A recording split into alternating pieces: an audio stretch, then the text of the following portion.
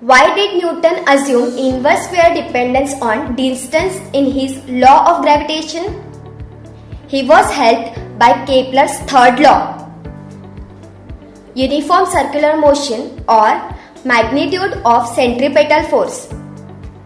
Consider an object moving in a circle with constant speed.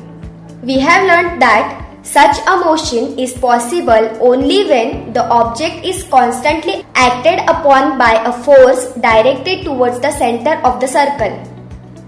This force is called the centripetal force. If m is the mass of the object, v is its speed and r is the radius of the circle, then this force is equal to F is equal to m into v square upon r. Speed is equal to distance travelled upon time taken. If a planet is revolving around the sun in a circular orbit in uniform circular motion, then the centripetal force acting on the planet towards the sun must be F is equal to m into v square upon r, where m is the mass of the planet, v is the speed and r is its distance from the sun. The speed of the planet can be expressed in terms of period of revolution t.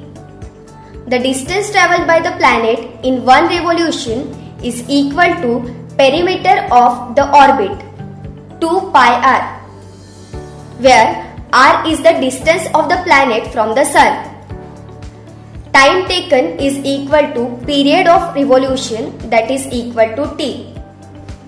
V is equal to distance travelled upon time taken, that is equal to 2 pi r upon t.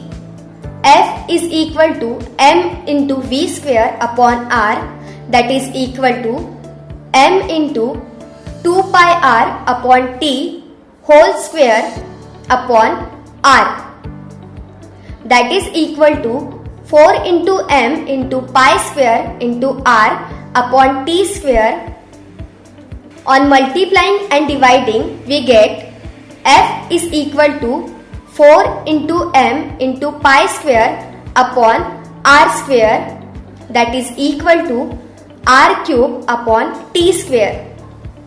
According to Kepler's third law, t square upon r cube, F is equal to 4 into m into pi square upon r square into k, but 4 into m into pi square upon k is constant.